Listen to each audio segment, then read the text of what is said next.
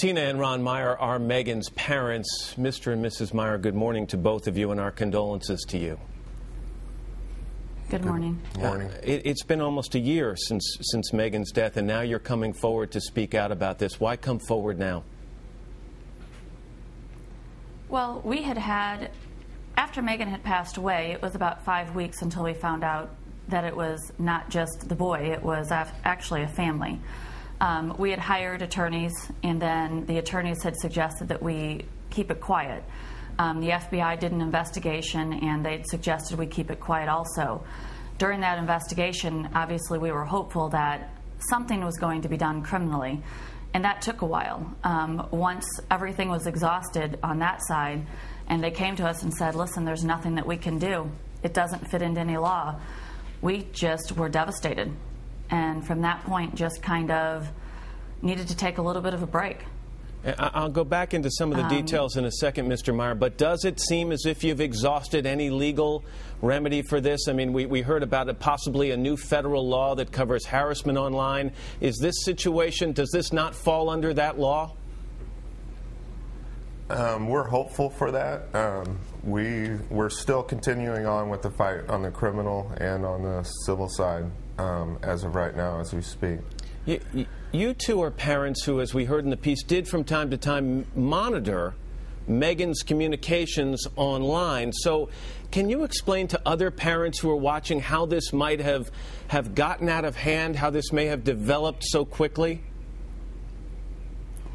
Well, it wasn't even time to time. I mean, it was monitored highly.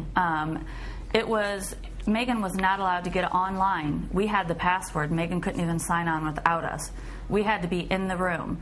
So this was highly monitored.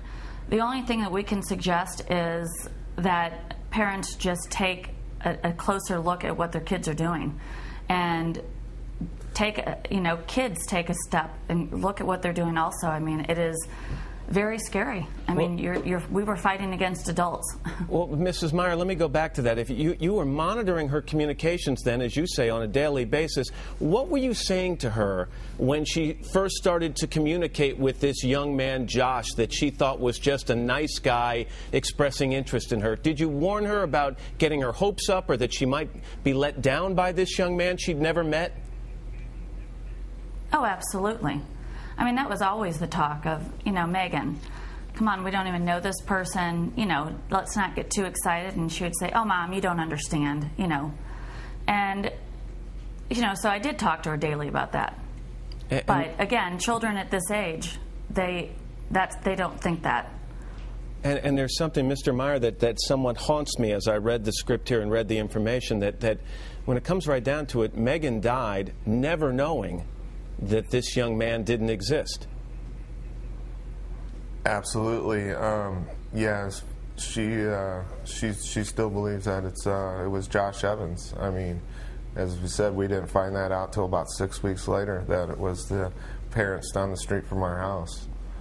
So what would you say? Well, two questions real quickly. Have you had any contact, any conversations with the parents, the neighbors who were behind this? What have they said? Have they offered apologies, anything like that?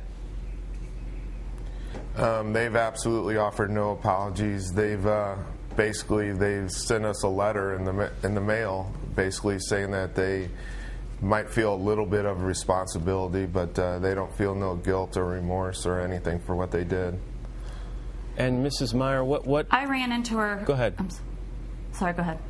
I ran into her this past week after the story ran in the local paper, and she asked me to stop doing all of this.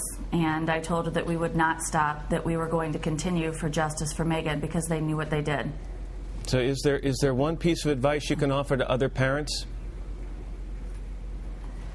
I feel to continue to monitor your children, take that extra step, ask the questions, look at their computers, see what they're doing, and for kids to please take those extra steps and don't trust anybody online that you do not know is your true friend. Tina and Ron Meyer. Mr. and Mrs. Meyer, again, our condolences, and we thank you for sharing your story and Megan's story with us this morning. Thank you. Thank you.